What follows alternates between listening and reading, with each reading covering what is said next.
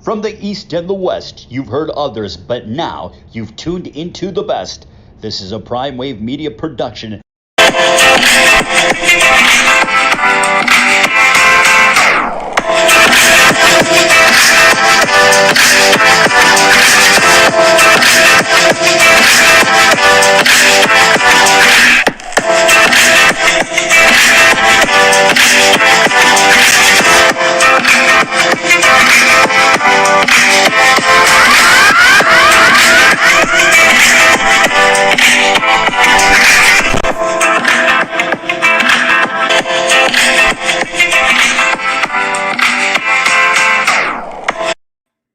What's up, world? It's the one and only Pop DBacks, the Primetime Capper, and it is time for the premier sports betting show, the Primetime Angles Live. I'm fresh off the plane from Las Vegas after covering Manny Pacquiao and the Yordenis Ugas fight last week, and the Cuban went ahead and won that fight last week by unanimous decision. He didn't have any issues winning that fight.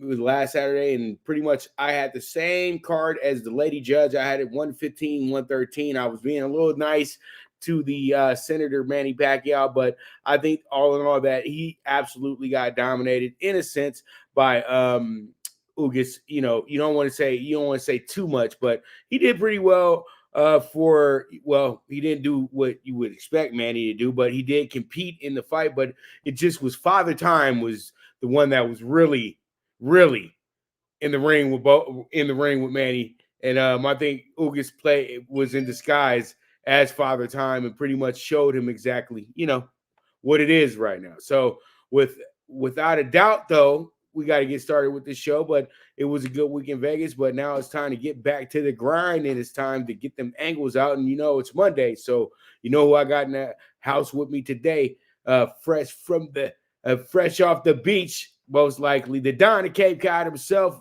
Mr. Jeff Dawson. Jeff, what's going on, brother? How's everything going? And that's the beautiful Superbook in the back. If you guys are going to make your way to Vegas opening weekend, you guys make sure you go into the Superbook and get into the Super Contest. When I return back to Vegas, that is the plan, to get in the Super Contest. And it doesn't cost much. I think it's $200. One of them was $200. Jeff, you playing the big boy one, right? That's the plan. Well, we'll go over that one. I'll be out there. We just booked it earlier last week.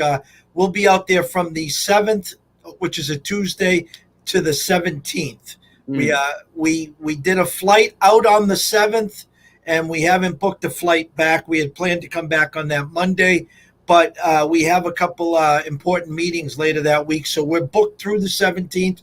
The plan might be to jump in the Circa contest and probably head back to the Superbook as well, but we're still weighing out those options. All right. So, Jeff, we got preseason going in the NFL. We had week 2 this week.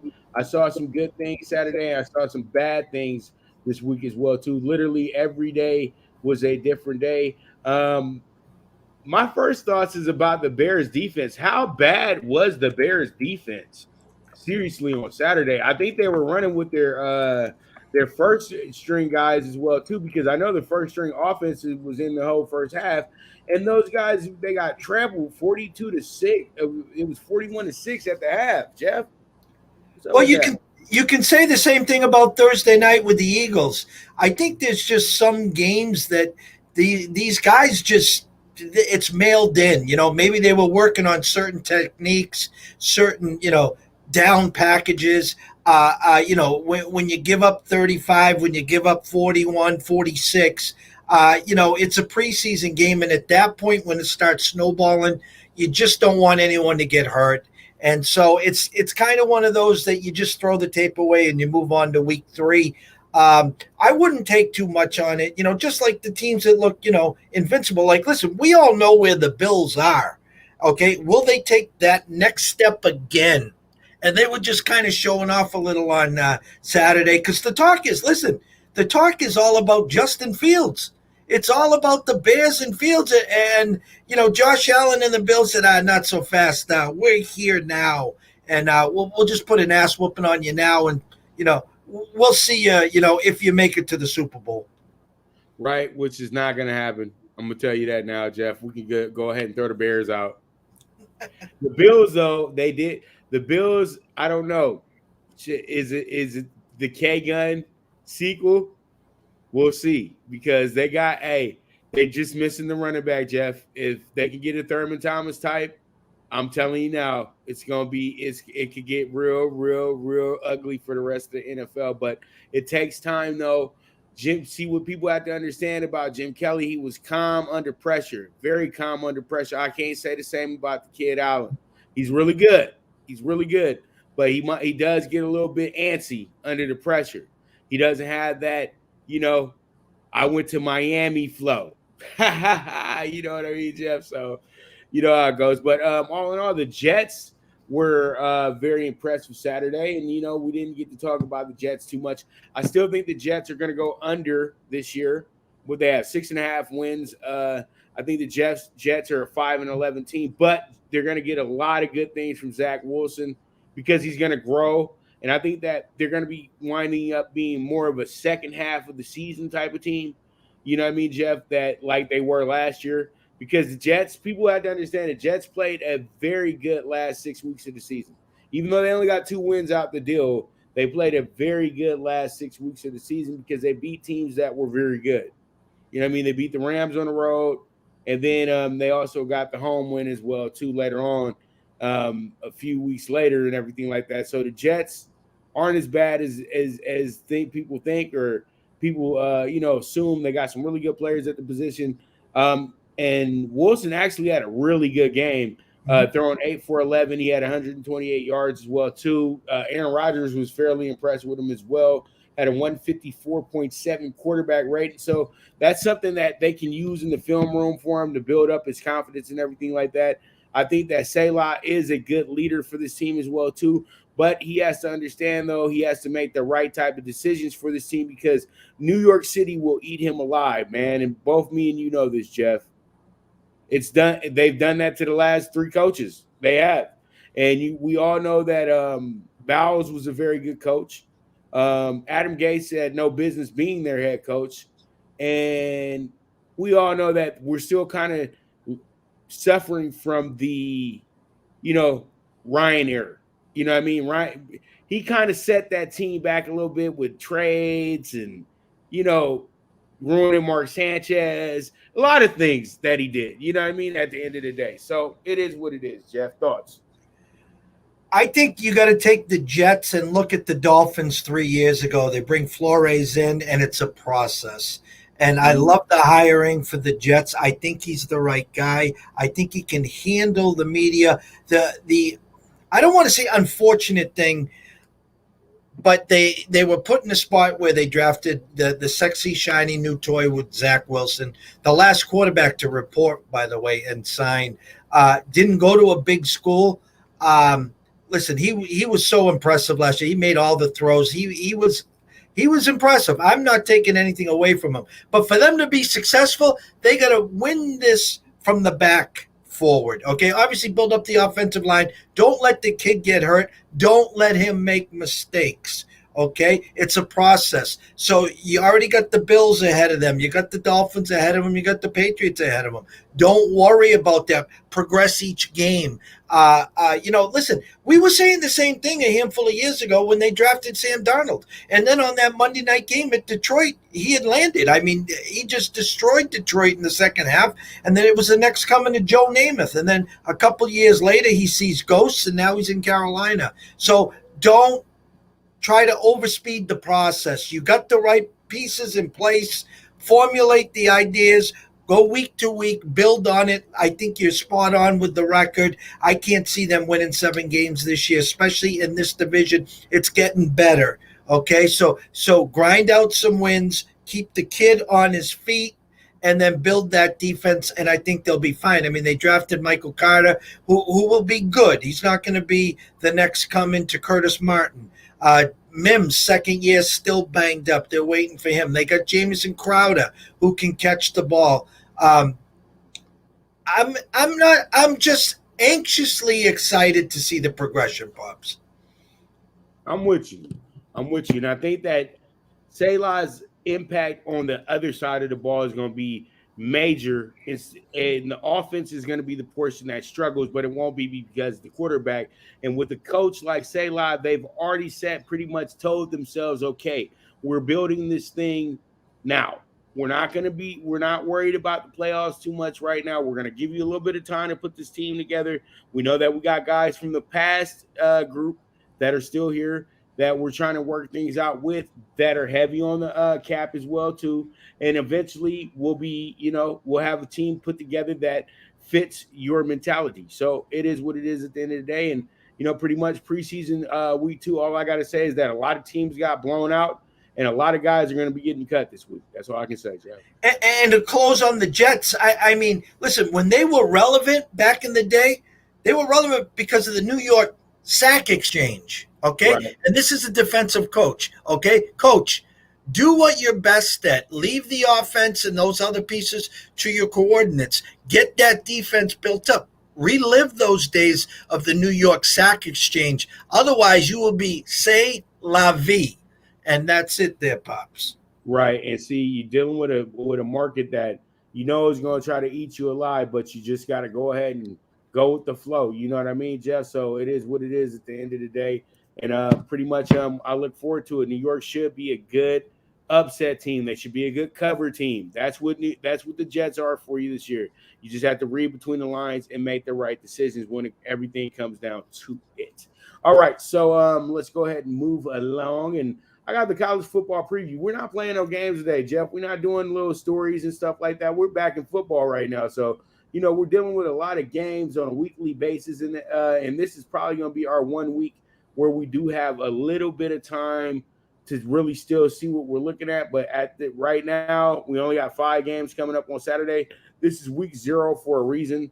So I'm excited about it. I hope you are too, because this seems like the week that it should be very, very, where you can still keep reading those good books about the odds and what these teams done over the year and everything like that. I actually picked up one of those books from the sports book this weekend over at the hotel I was staying over at Harris. I was on the Strip. So pretty much it's always fun to look at those. They even still have the score totals in there that you can put in for yourself as well too.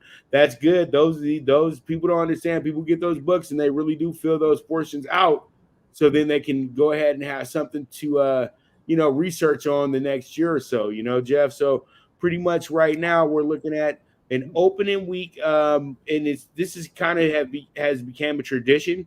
Opening week, big game. We can't call it a Big Ten anymore. It's just a big. I think they got like 20 teams in there now, and we haven't even talked about the alliance yet that they're trying to get going right now as well too. Well, Big Ten's not a part of that, but still, are they a part of that? Big Ten, Pac-12, ACC, right? Okay, yeah. Well, yeah, the Big Ten. I always have to remember Big Ten, Pac-12 are always with each other hip step, because the Rose Bowl and everything like that. But let's go ahead and get into this Nebraska-Illinois game, which looks like it could be danger, Jeff, because the thing is Nebraska has lost to Illinois last time they did go to Champaign as well.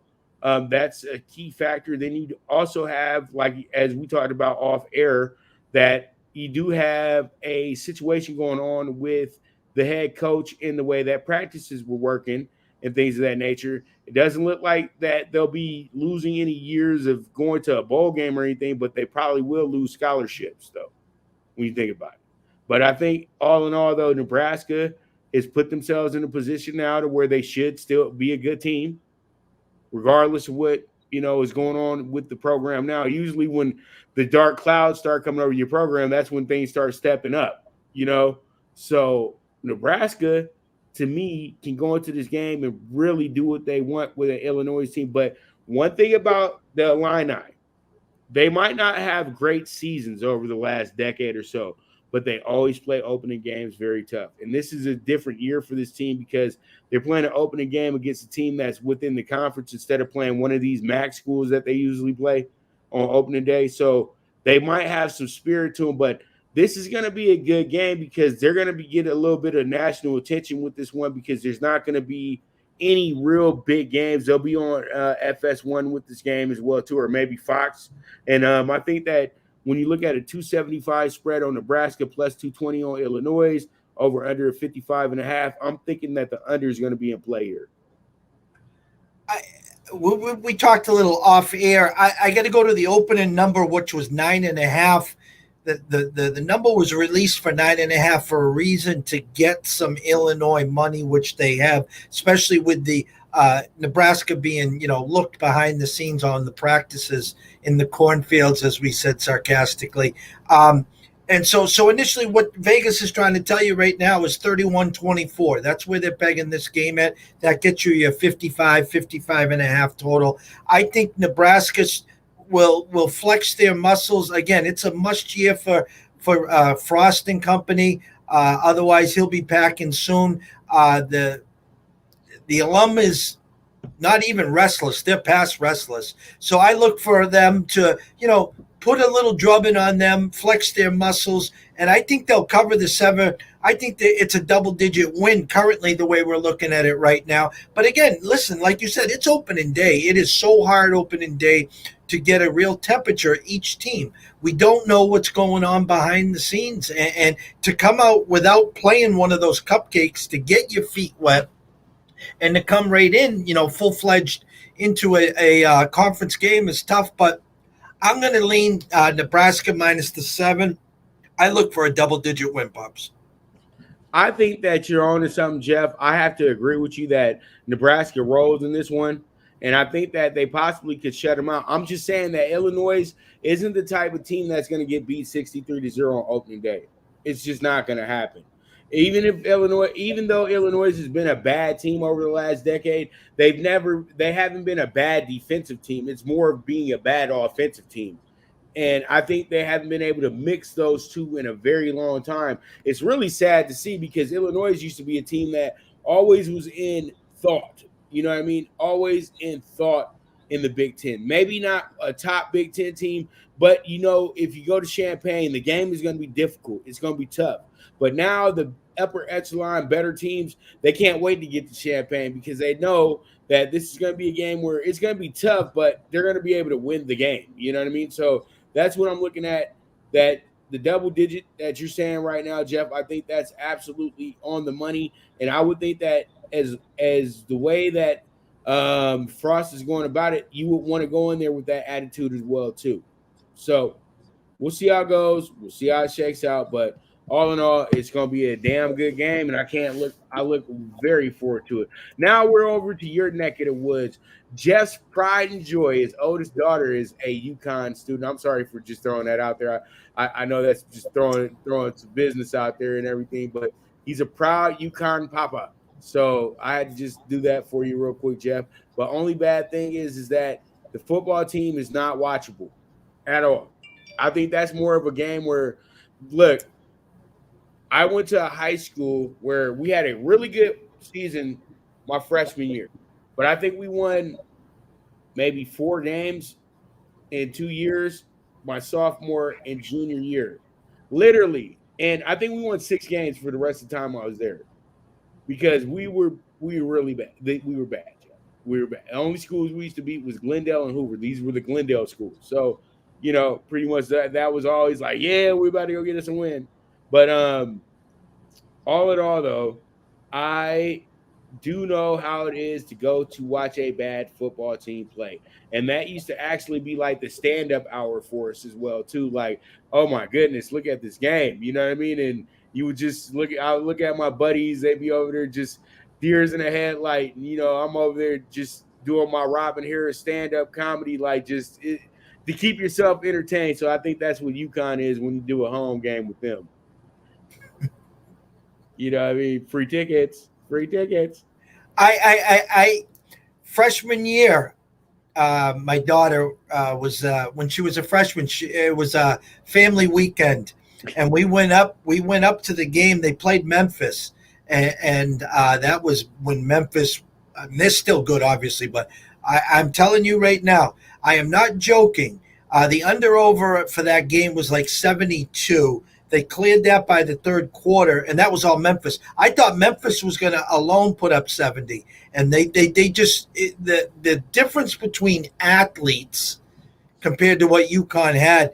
My daughter was falling asleep by the start of the fourth quarter. We left. We beat the traffic. It was a great experience. It was fun and stuff. But listen, I'm a season ticket holder to the men's basketball team, and I'm proud of that. Football, like you said, free tickets. You got to pay my gas and my tolls to get up there and back, and I'll think about it. Right. So UConn, we both talked about this one on off air. You don't feel Fresno, maybe you might be able to cover that situation. I think they do. I think Fresno absolutely scorches UConn in this game. The under over is 62, Pops, okay, with a 27. What's that? I'm sorry. I'm so sorry for interrupting.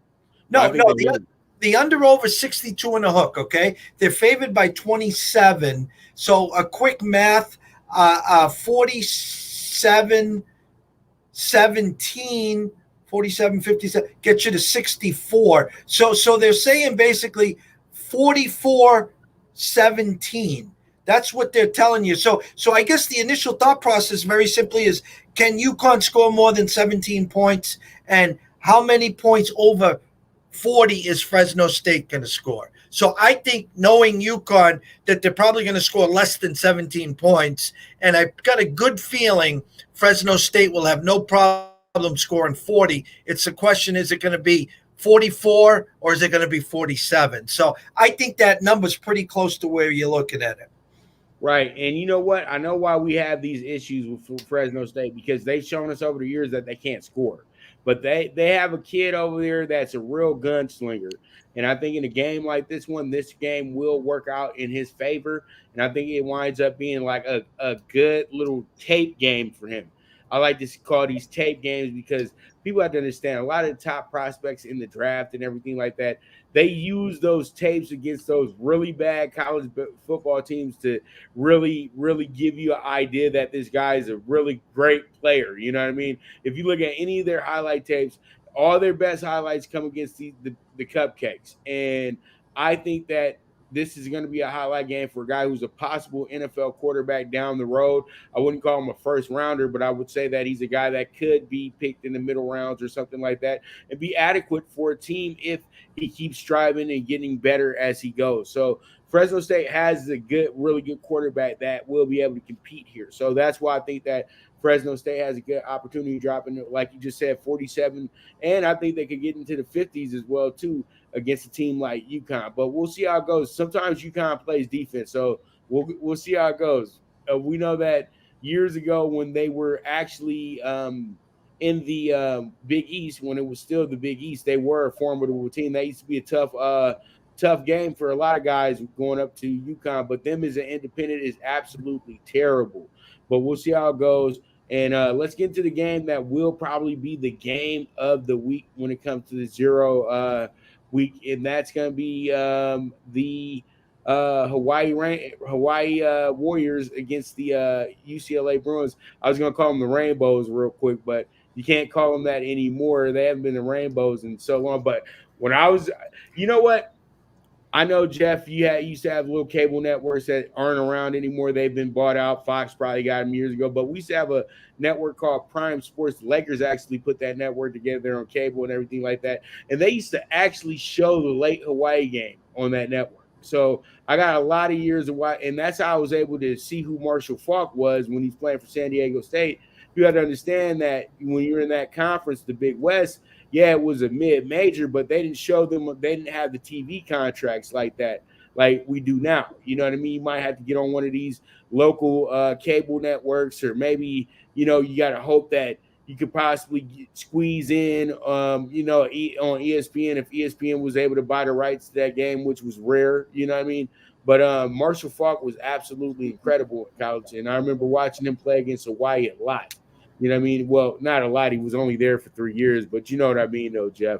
A lot of tape with the Hawaii games and things like that. So I remember that's when they were the Rainbows, and it used to be real fun with the old Hawaii Rainbows. But all in all, though, Go ahead. I'm sorry. No, that the June Jones era was fun back then. They had a couple quarterbacks that could sling it.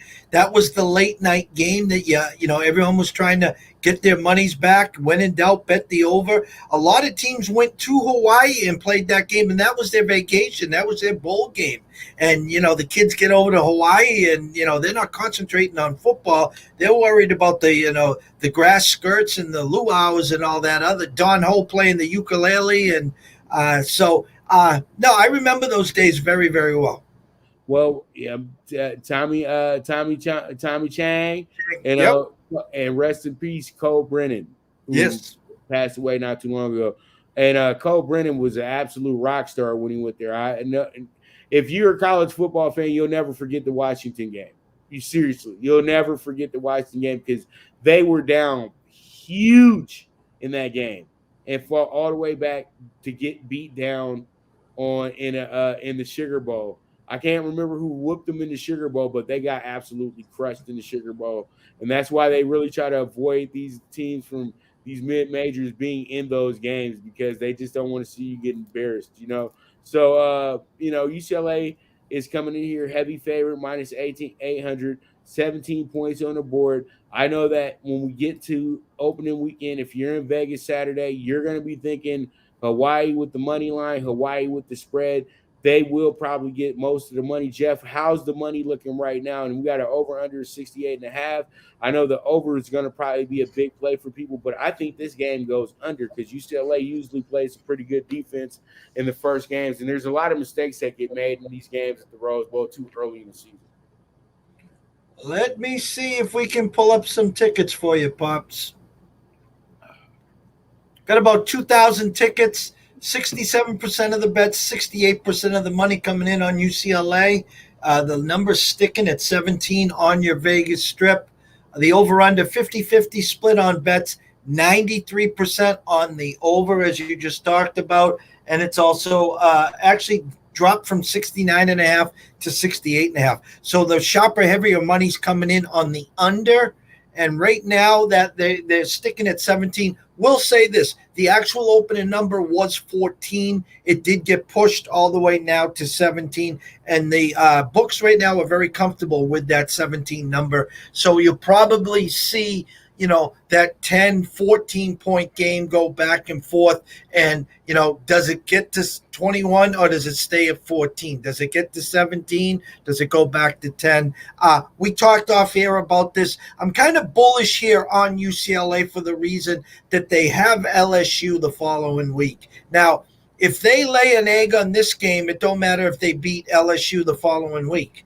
And vice versa, they blow out Hawaii and get blown out by LSU. It's still a wash. So I would hope Chip Kelly here has the boys focused on this game and not the following Saturday. I wish I got in at 14 and a half. 17's a tough number for the backdoor cover. I do lean UCLA. But we'll see. Hawaii's a sneaky team. Listen, I always talk about UCLA and the Pac-12, whether it's in football or basketball. Are they there to play and perform, or are they there with surfboards in hand? And sometimes you get those guys that, hey, I'm here for the surfboards, but you get some of the other teams that are focused. And I'm hoping that Chip's got to have these guys focused. I really think this is their year. Start out with a big win, comfortable win, get everyone in there so they can get acclimated and ready for LSU the following week. Sounds good to me, brother. I think what happens here is that you got to get a big defensive effort if you're UCLA this week. The offense will take care of itself. They got to get – the quarterback is good. He showed signs of being – that he could possibly be great last season, especially in that Washington State game. That was incredible right there. That was an incredible comeback, and the way they consistently kept scoring points in that game was absolutely amazing as well, too. And they showed that what they could be. You know what I mean, Jeff? And so I'm thinking that if they can get that same team to show up in 70 to 80% of the games this season, the UCLA fans will be very, very, very happy. All right, so that's what we have with UCLA and Hawaii. Let's go ahead and end off with UTEP and New Mexico State. Now, I know everybody's thinking, like, what about San Jose State and Southern Utah? Come on, man. we throw that game out. That's the scrimmage right there, okay? Because San Jose State, as I predicted last season, was going to be a problem in the Mountain West. They messed around and just took the whole thing, Jeff, and then smashed in the bowl game as well too. That took years for us. Really, really bad program, dude. Seriously, San Jose State, one of the worst over the last 30 years, literally. But they've had 2 to 3 really good seasons because they've had guys that were NFL guys like David Fells not long ago beating Derek Carr, final game of the season, to pretty much win the state, the battle of Central and Northern California, nobody teams, whatever. So pretty much you had that moment and everything like that. That was huge. You know what I mean? So pretty much when I look at this game, I think New Mexico State, they were bad last season, but you know what? If you still got guys that are there from last season that were somewhat helpful to the team, I think that they should be a little bit better this year. And we both know that UTEP has no business being a 9.5-point favorite, dude. Seriously. Like, you'll really be like, man, you'll go into this situation really like, should I do it? Should I not do it? I think the plus 275 is huge value this weekend, to be honest with you, Jeff. I don't care what anybody says. I think that this is your dog bet of the week because they're going against a team that's going to get slapped around left and right in the Conference USA this year. Jeff, thoughts? Yeah, I mean, you just take a look at the 9.5 points, and they're only plus 275 on the money line. The books ain't giving you, like plus 400 or 425 where it should be. Over under a 55. I mean, again, can New Mexico State get you 21 to 24 points is the key there, and how the defense responds. If I was to have to release this today, very simply, I'd say I'd buy the hook, take them up to 10, and then sprinkle a little beer and pizza money on the plus 275. You got some action, and let's go New Mexico State. I heard that, brother. All right, so with that, I think that this is going to be a good little moment for you. This is a good home dog right here. I know that they're not they're not, well, they are in the Sun Belt. I'm thinking, correct? That's the conference that they're in or whatever. But at the end of the day, New Mexico State's not going to be much this season. So both these teams I feel, will be in it. You know what I mean? But I truly do think New Mexico State's a strong dog for you this weekend, but they're a definite, I wouldn't say a definite cover, but I think that they should be able to cover this game with the plus 9. I really do. So there it is. They possibly might not, it possibly could be 3-0 because I've seen that happen with UTEP one time. But yeah. And yes, sir, we did already talk about the Nebraska-Illinois game as well to Mr. James Lil. Thing is, with the Nebraska game, they're asking, would you take the under 55? We did talk about that just now, Jeff, and it is a possibility this game does go under 55 because we know that both these teams are going to have to put it together. But and we know both these teams, they eat up the clock. That's why we're thinking under here, because Illinois is going to have to run long drives to score. Nebraska is going to want to go ahead and open up the playbook and get plays out and damn near be in scrimmage mode because they have an idea that they can probably romp a team like Nebraska. Illinois on Saturday. So, there's a lot of options there in a sense. But I would say this, me and Jeff already agreed on it earlier, but we don't always agree. But when we do agree, we're usually in the right realm of things. If you like Nebraska, if you like a real bet here, you probably want to take Nebraska with the 7. And they'll possibly give you 6.5 on Saturday because people are going to get cute with the money line in Vegas with, Chicago people.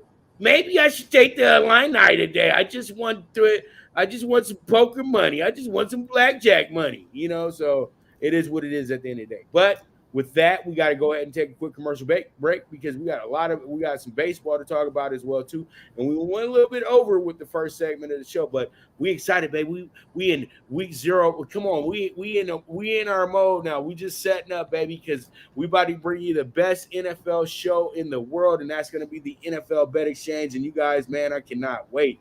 I'm fired up, Jeff. Let's bring it. All right, so with that, this is the Premier Sports Betting Show, the PrimeTime Angles Live. We will be right back in a moment. Good News Only Racing Club, led by the legendary Doug O'Neill, the trainer of 2 Kentucky Derby winners and I'll Have Another and Nyquist. Also trained 2-time Breeders' Cup champ Golden Sense, who are just a part of a long list of thoroughbred champions trained by Doug O'Neill. The Good News Only Racing Club has a young core of horses to look out for in Dennis's Celery, Irish Heatwave, and Notre Dame, just to name a few. Win the day every day with the Good News Only Racing Club, a proud sponsor of the NFL Bet Exchange. From the East and the West, you've heard others, but now you've tuned into the best. This is a Prime Wave Media production.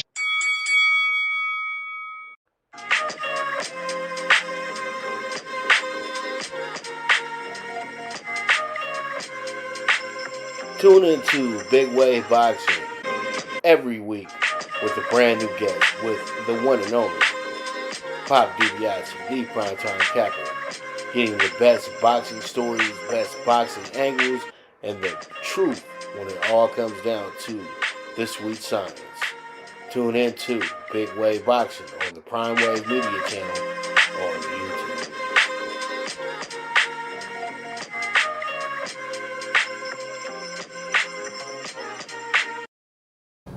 And also, before we get started with the MLB and everything like that, let me go ahead and give out props to Frank Martin. That was probably the most impressive boxer I saw all weekend, Jeff, to be dead honest with you. Guy is going to have a great future.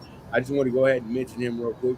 And you guys go look him up, Frank Martin. He's a lightweight. He's going to be a really, really, really good fighter. And he's a really good guy to follow as well, too. I think that he's going to be the guy that gets the big upset when it's his turn against one of these big boys. You know what I mean, Jeff? Yes, I do. Jeff, like, I don't watch no boxing, man. Will you stop talking to me about that? No, that's not true. You know my story. I know I'm messing with you. I know you from the air.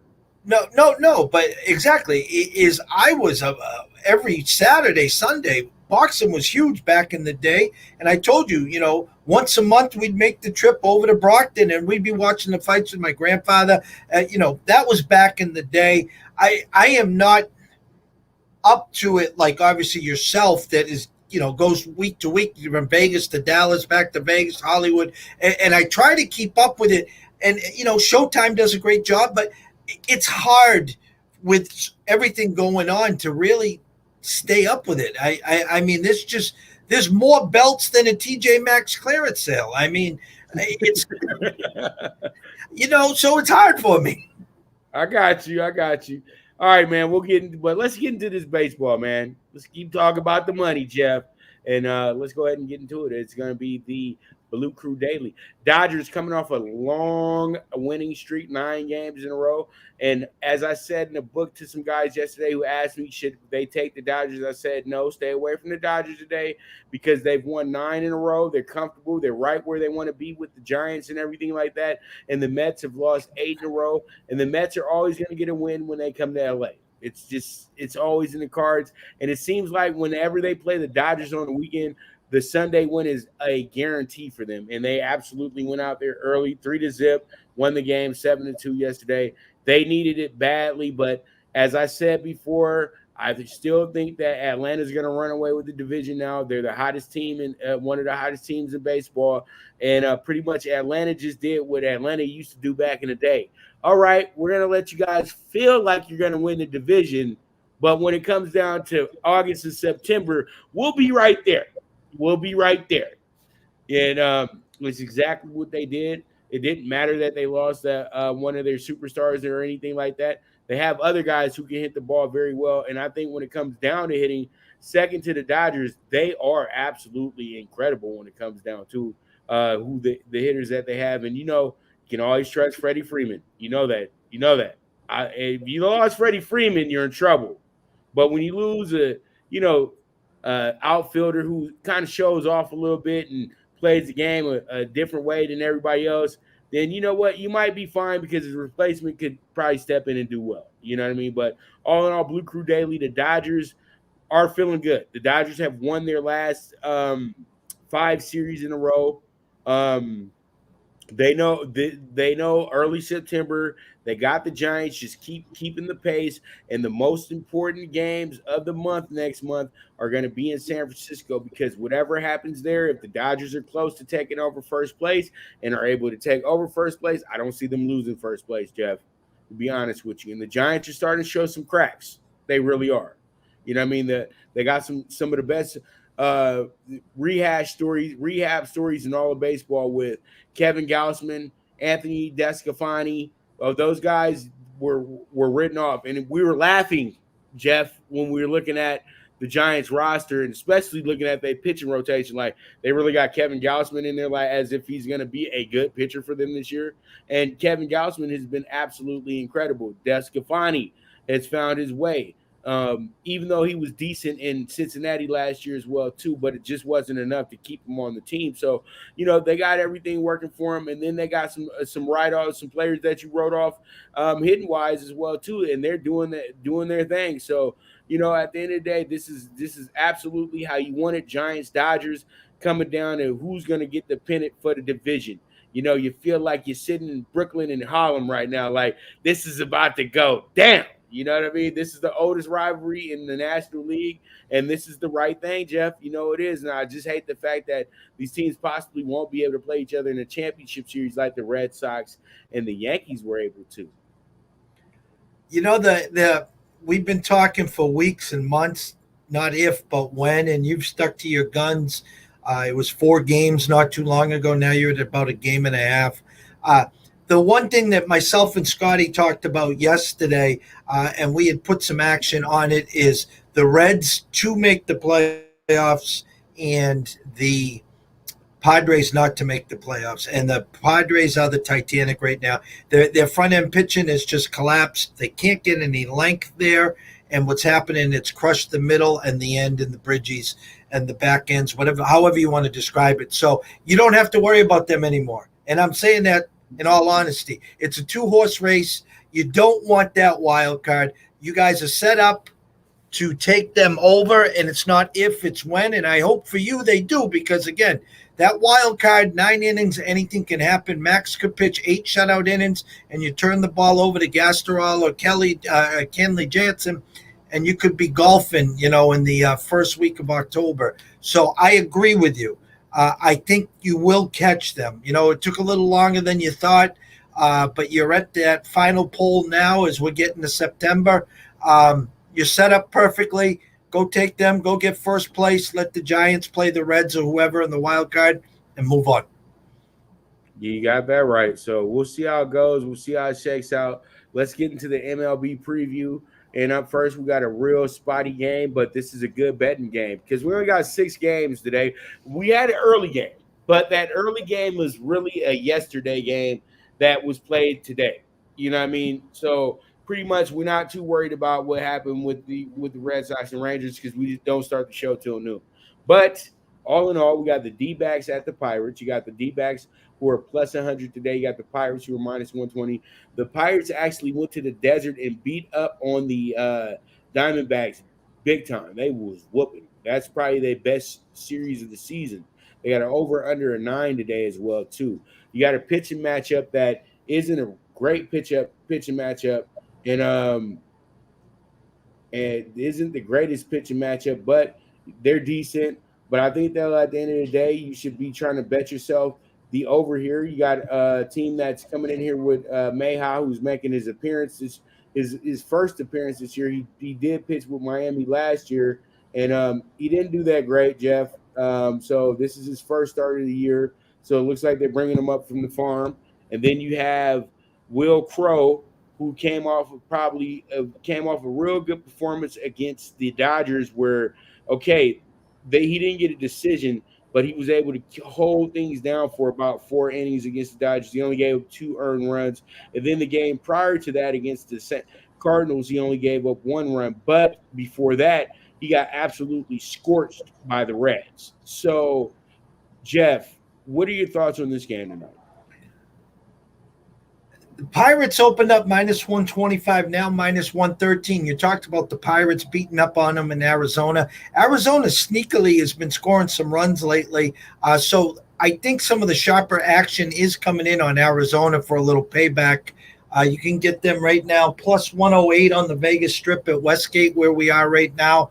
Where your under over is kind of interesting. 58% of the bets are on the over, yet 94% of the money is on that under. It's 9.5 across the Vegas Strip there. So keep an eye on that under. You're showing 9 here. It did sneak to 9.5. So if you are going to take the over, see if you can buy it at that, get it at a 9. Otherwise, it is 9.5 all over Vegas. Right, but it opened up as a 9 from where I had it at. Mm-hmm. But we know that it looks like it's going to be creeping towards 10 soon. So pretty much you might want to buy down there. But I think that it's okay, Jeff. I think that this is a 11 to 12 run game total here today. I think that both teams are going to absolutely smash on this ball today. So we'll see how it goes. We'll see how it shakes out. Now let's go back to a time in life when we had probably one of the greatest World Series that we were ever able to witness with the Yankees and the Braves, and when it was which made the return. This was the return of the Yankees as well too, back to winning championships as well, when they were able to play the Braves and have that miracle game 5 in Atlanta. The Yankees was actually the dog here. Big dog here against that Braves team, because the Braves had it all. They had it all at that point. And they kept going back and forth with Cleveland on trades and things like that. So that was pretty fun in itself as well, too. I think Kenny Lofton had showed up by that time with the Braves as well, too, when they made that deal for Marquise Grissom to come to Cleveland. And, Kenny goes to Atlanta. And that was a heartbreaker as well, too, for a lot of Indians fans, because, Kenny Lofton was a very key piece to a lot of things that happened with the Indians when he was there. And when he was traded, it was kind of blasphemy in a sense. But also Dave Justice was acquired by the Indians as well, too, later on after that. But he was around for this World Series right here. But that's absolutely incredible that these two teams meet up today. And I just always remember Charlie Hayes catching the ball in the foul right by the stands, celebrating, and that was like a celebration for guys who had really been like kind of just like ex-nated and said, "Hey, you know what? You guys are kind of you're not good enough to play for our team." Even though Charlie Hayes was an excellent third baseman with the Pittsburgh Pirates before he got to the Yankees. So let me stop with my baseball card talk, and pretty much when we get to the game, this will probably be your best game of the day, because you got two really hot teams here, and then you got a really good pitching matchup here with Montgomery and Yanoa on the mound, and Yanoa has been absolutely lights out lately as well too. I think that this game is more of a pace game. I think this game is going to be slow. It's not going to be about hitting today. It's going to be about pitchers trying to dominate hitters today, and I think that the under will be a great play here, Jeff.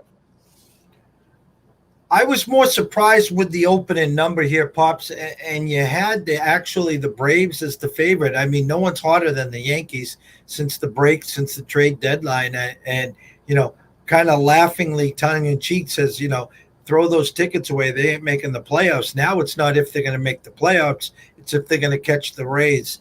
And so Montgomery versus no, I'm looking at 67% of the bets are in on the Yankees, but 68% of the money coming in on Atlanta. They opened up minus 105. I am seeing minus 110 at the Westgate right now. At Circa, minus 108. So kind of public on the Yankees, sharps on the Braves. So I get a small lean to the Braves here. You're under over at 9.5.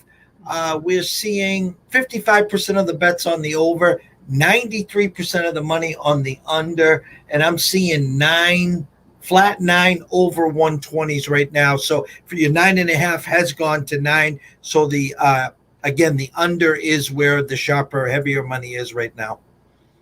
All right, and here we go with the game that is very integral for the boys from Canada right now, and that's going to be the White Sox and the Blue Jays today. This is one of those betting games that people had to probably throw this on their ticket today, because it's a game that you want to get involved with. When you look at it, you do want to get involved with it in a game like this one, because it seems like the numbers kind of stack up real well for a 50-50 shot for anybody. So if you like the Blue Jays, you can take the Blue Jays today. If you like the White Sox, you can take the White Sox. But the White Sox struggled so bad in Tampa Bay.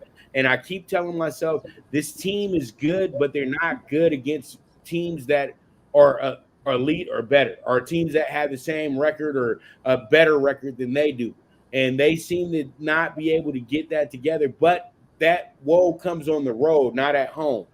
And once again, they're in a situation with a team like the Blue Jays, who were like the darling and everybody's getting excited that they could possibly make the playoffs. But at this point right now, they'll probably miss the playoffs because the Rays are too good. The Red Sox are going to still sit there and fight. And then you still have the Yankee element as well, too. You still got the Yankees, and the Yankees are still the Yankees at the end of the day.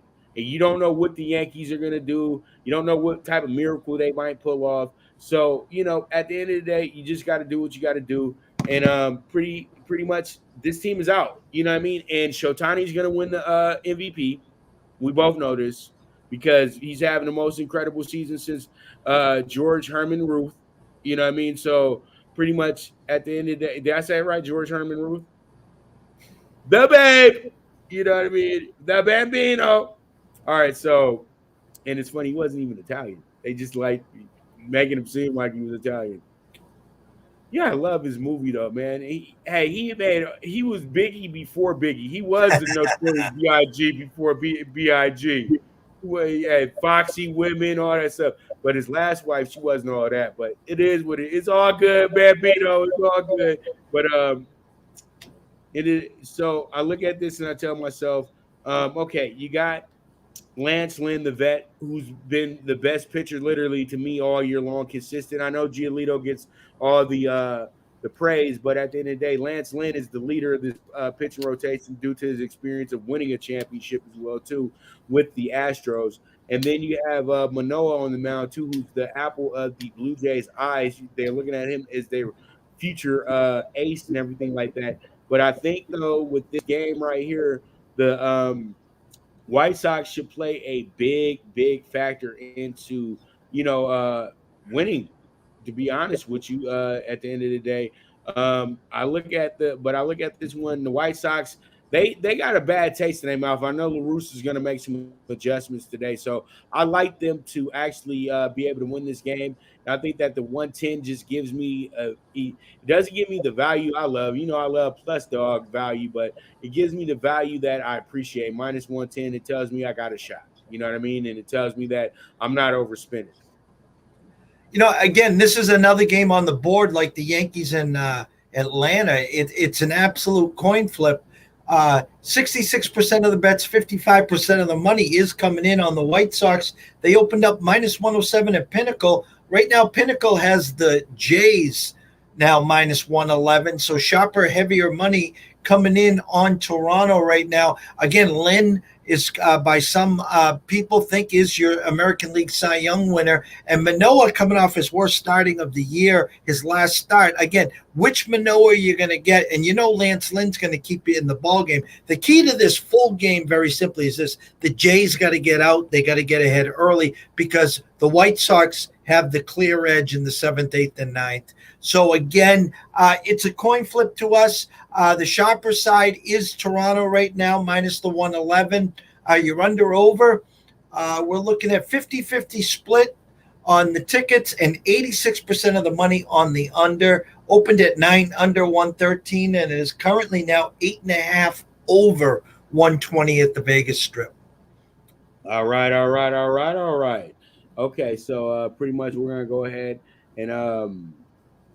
go ahead and switch on to our next game. Rockies at the Cubs, and the Cubs are absolutely falling on their face left and right, Jeff. And, they really got took to the woodshed by the Royals this weekend as well, too, Jeff. That was absolutely sad to see for a Yankee team for a team 5 years ago that won the World Series, Jeff. It just was like, wow, fall from grace, and then you send every one of your stars out as well, too. I think that, I hate to see the Cubs quit. You know what I mean? And because they're not a quitting type of team, but they're quitting, Jeff, at the end of the day. You know what I mean? And they looked really bad this weekend. And I don't know if they're going to be better. I don't know if they're going to get better, Jeff, to be honest with you. They have a good shot tonight, but their pitching staff's been bad all year, to be honest with you, Jeff. They've just been terrible for the whole season. They don't have anybody to lean on. John Lester became too old, and everybody else is kind of just there. You know what I mean? They don't have anybody that's really a pitcher that you can trust at the end of the day. And then you have Centella on the mound for the Rockies. And the Rockies situation. The Rockies you don't know what the Rockies don't even know what they're going to get from their starting pitchers most of the time as well, too, to be honest with you, Jeff. So, at the end of the day, I think that this one absolutely needs to be a scoreboard watch for you, if anything. But I like the Rockies a bit more than I like the Cubs here. But I don't know if the Rockies can win this game because the Cubs seem like they're putting a lot of things together right now. The Cubs seem like they should be pretty pissed off from embarrassing themselves at Wrigley the last 3 days. And I think that they should try to get it back. They will be thinking about getting it back together today, Jeff. A game that opened up Cubs minus 130, now minus 122. And that's with 56% of the bets and 75% of the money coming in on the Cubs. So sharper, heavier side on Colorado, who miraculously is like the number 2 team now in baseball with over 40, I think it's 41 wins at home. And we know there's struggles on the road. So the public sees the value in the Cubs with Hendricks, but the sharper side is Colorado with Senzatella. And the over-under, let me see, opened at, we're at 8.5 right now, 42% of the bets on the over, 88% of the money on the under. And as we speak, 8.5 across the Vegas Strip, juiced over minus 120. All right. So that one right there is another game where it's going to be like we used to always like to say, Jeff, choosy Susan. You know what I mean? Hope she chooses me, So that's where we're at with that one right there. All right, let's move on to our next spot. This is a good spot, Jeff, because you know why, Jeff? You know why, Jeff? You know why? It's Astros over 200 day, and you know how I get when it's the Astros over 200. Give me the other side. Give me the dog of the day. Give me that plus 190. It's already at plus 205 through Jeff. Let's go. I'm doing it again. Crazy.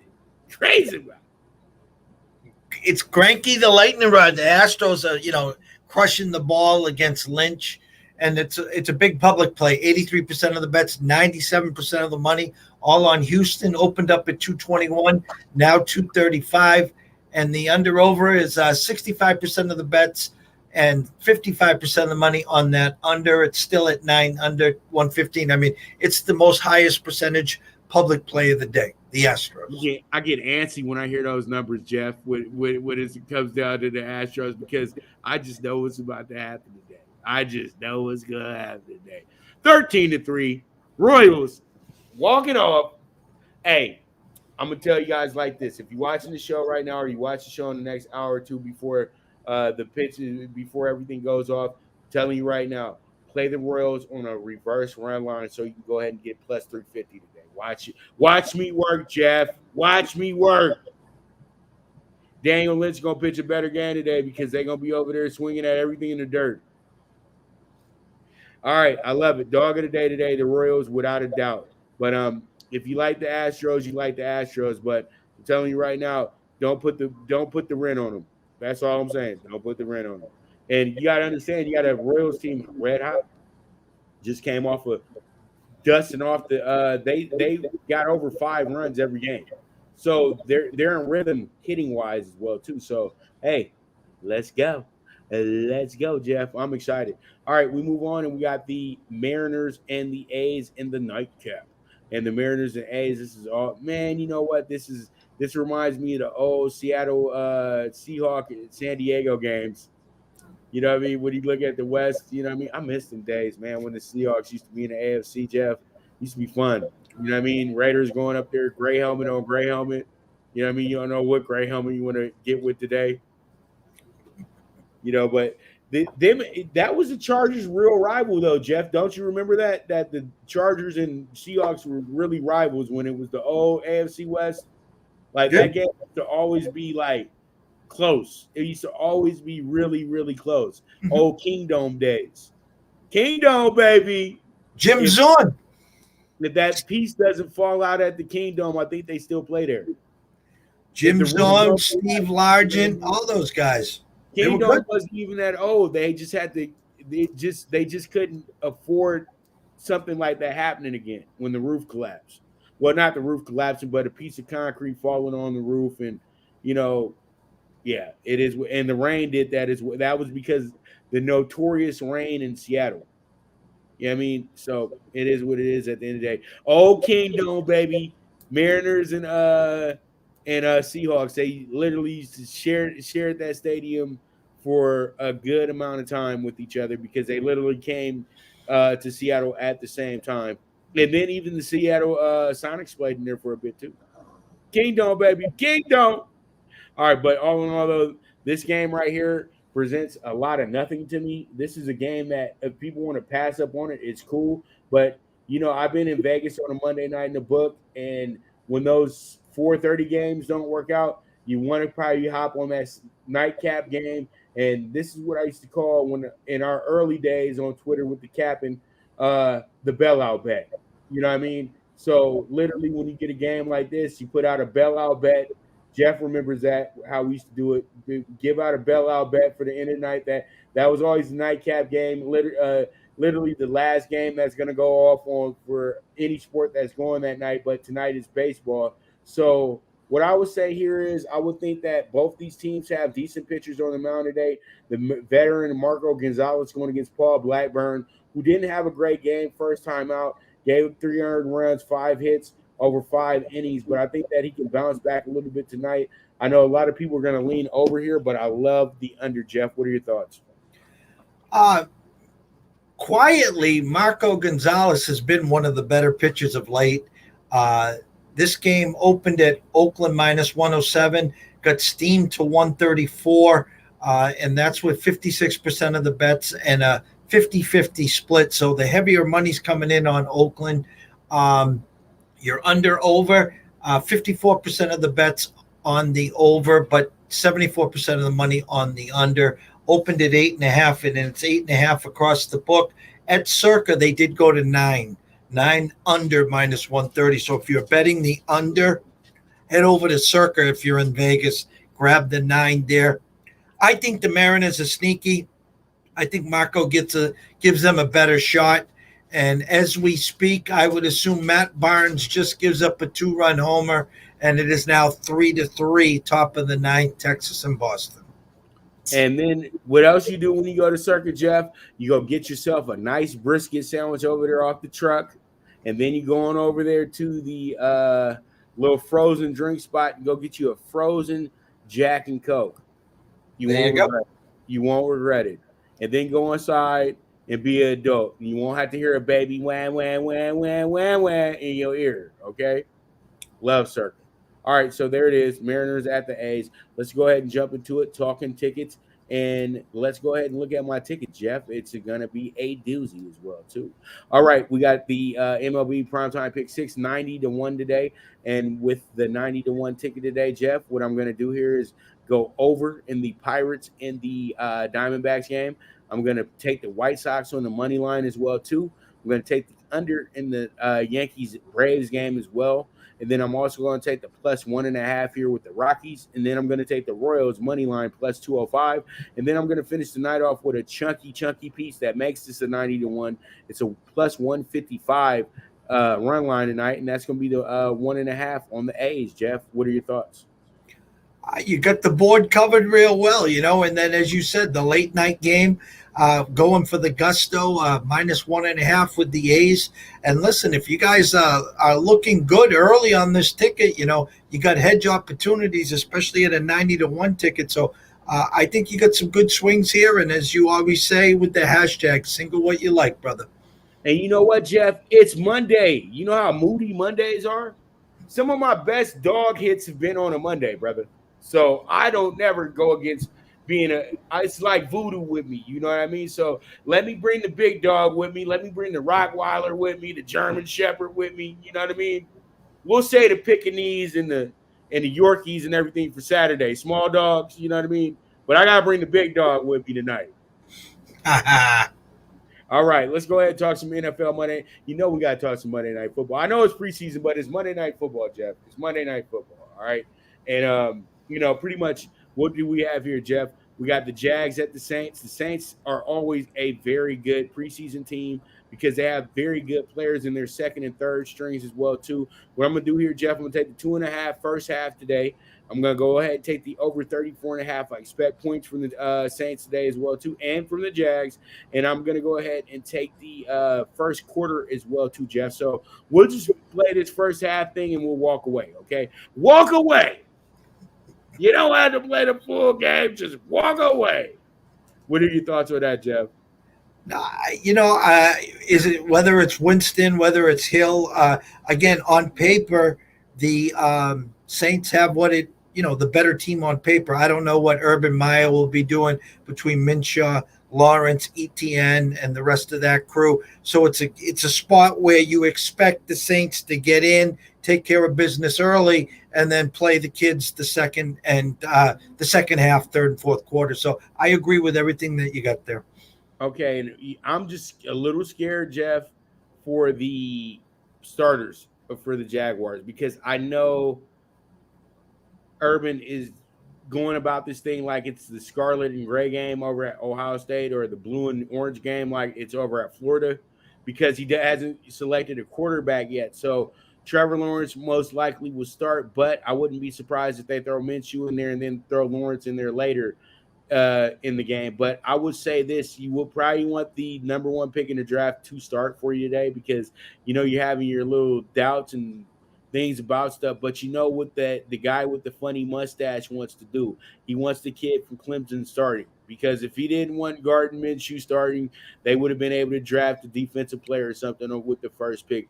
But we didn't have that impactful defensive player in this draft this year. This draft really reminds me a lot of the draft from 1999 with Tim Couch, headlined by Tim Couch. You know what I mean?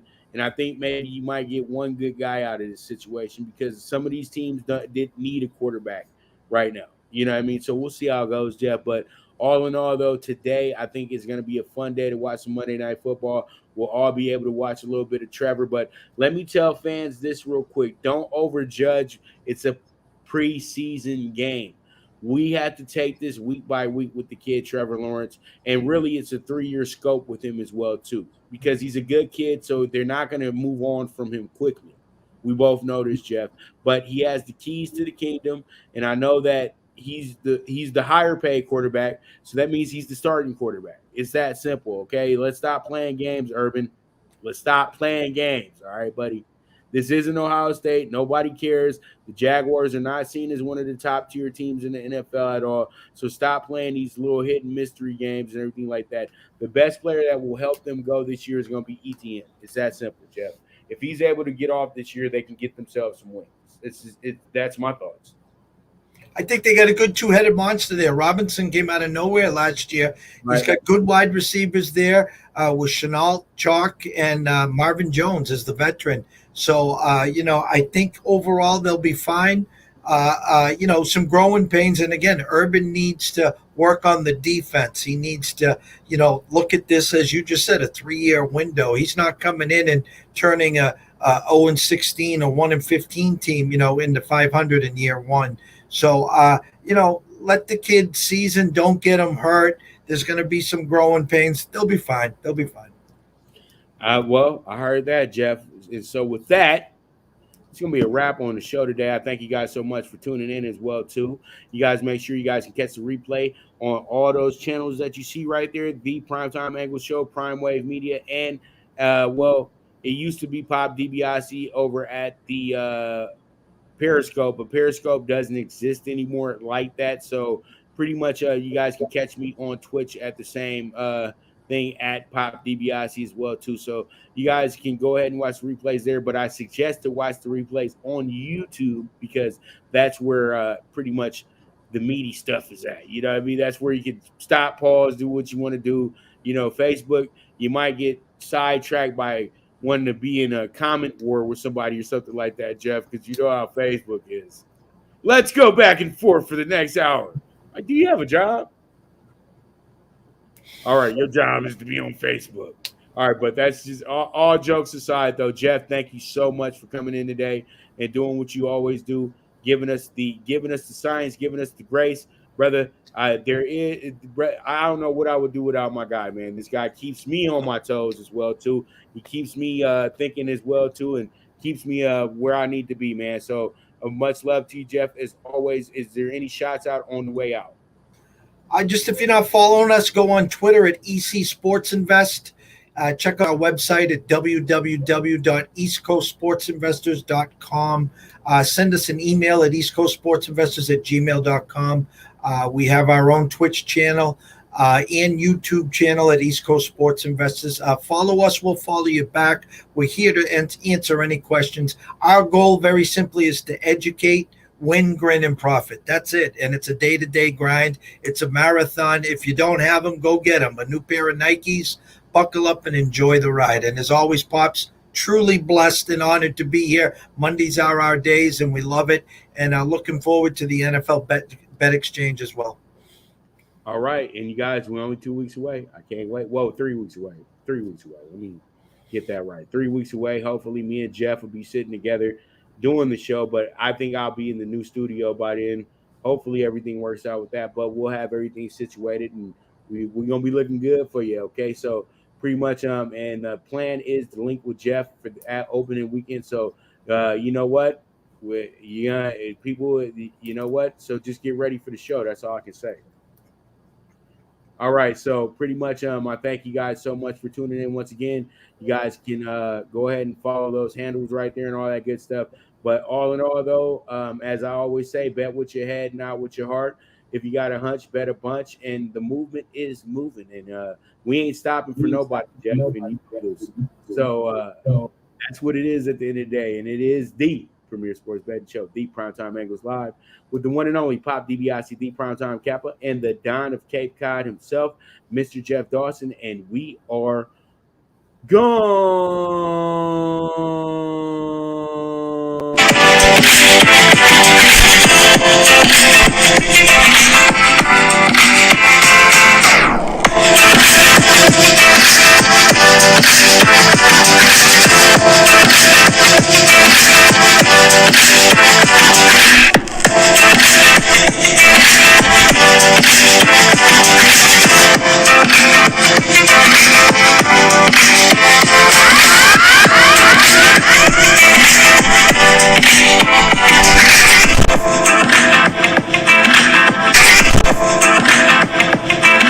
From the East and the West, you've heard others, but now you've tuned into the best.